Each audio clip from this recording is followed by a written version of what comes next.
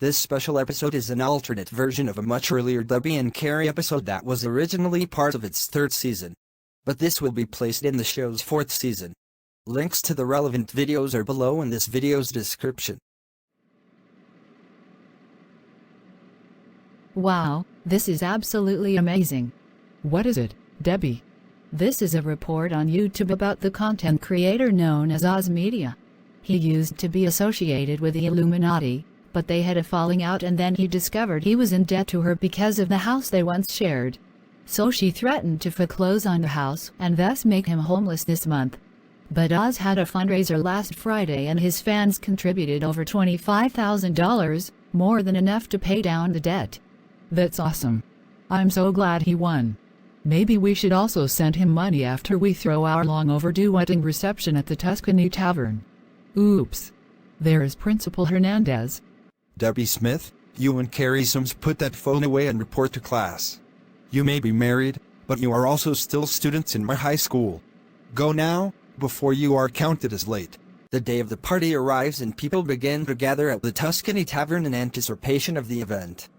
Mrs. Sims, I have good news and bad news for you. Let's hear it.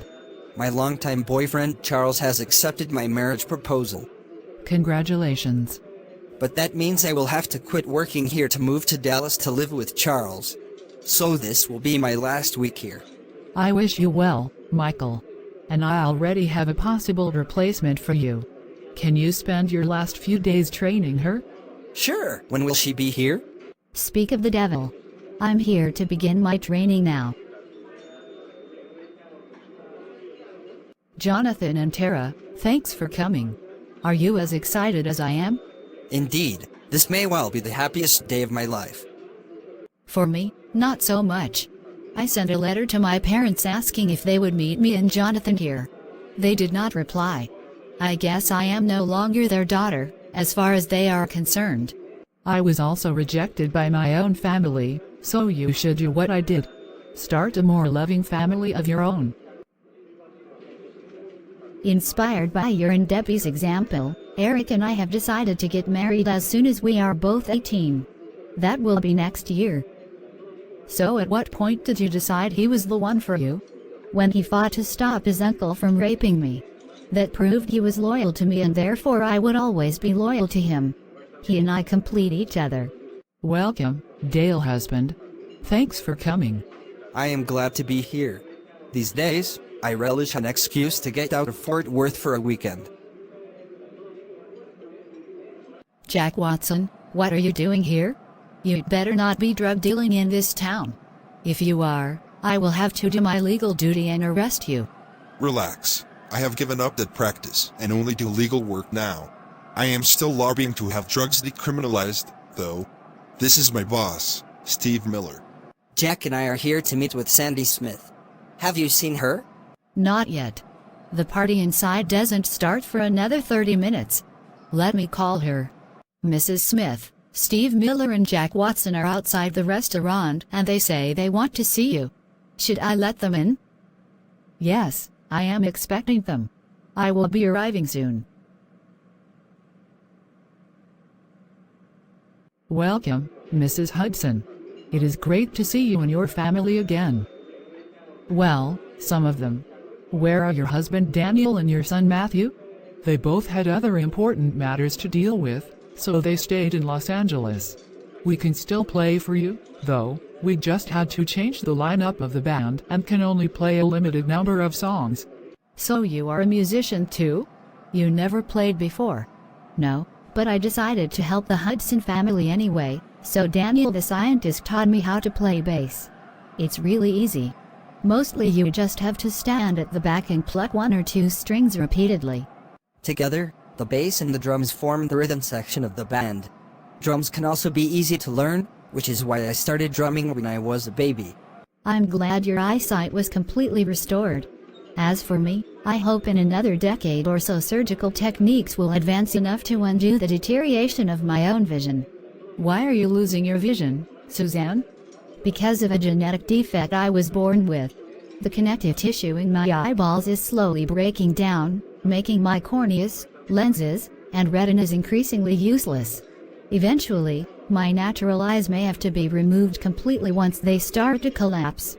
I was adopted, and I found out my own birth mother has the same condition I do, and she just had her eyes removed and now requires full-time care. Hey, sweetie.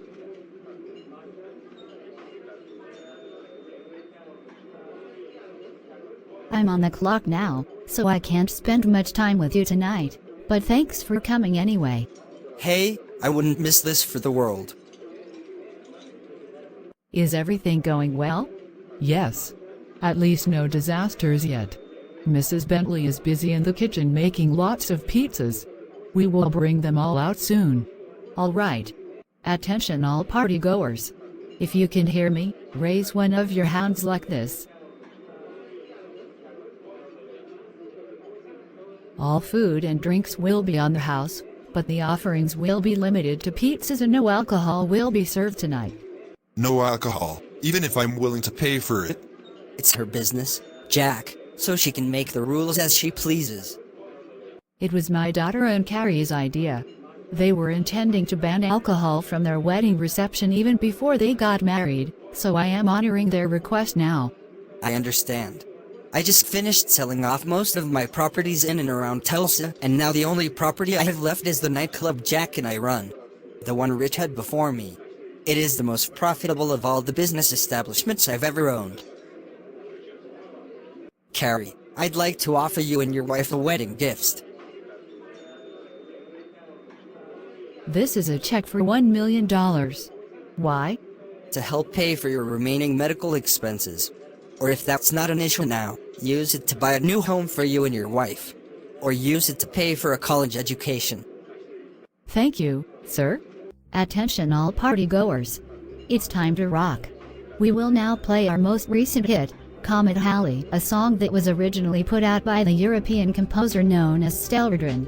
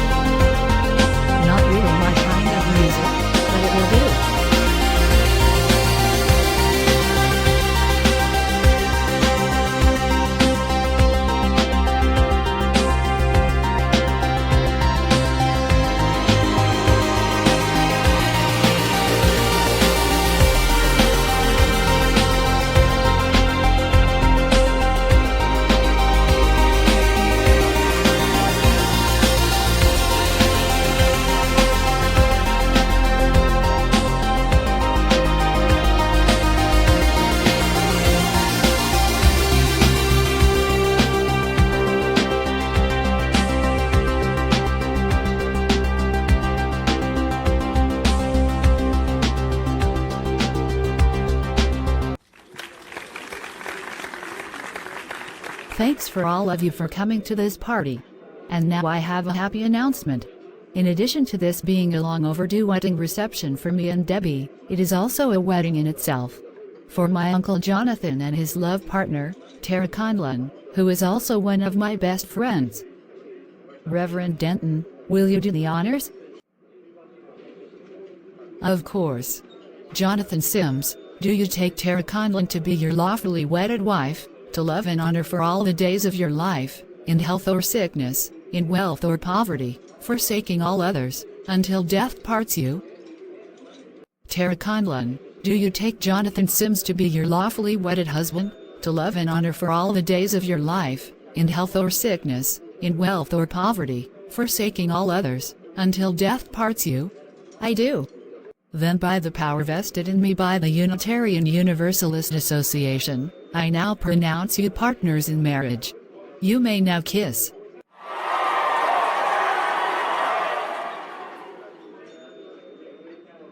From this day forward, Tara Conlon is no more.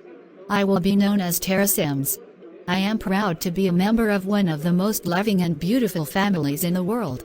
I can testify to exactly that, based on my own experience marrying into this family also after my family rejected me.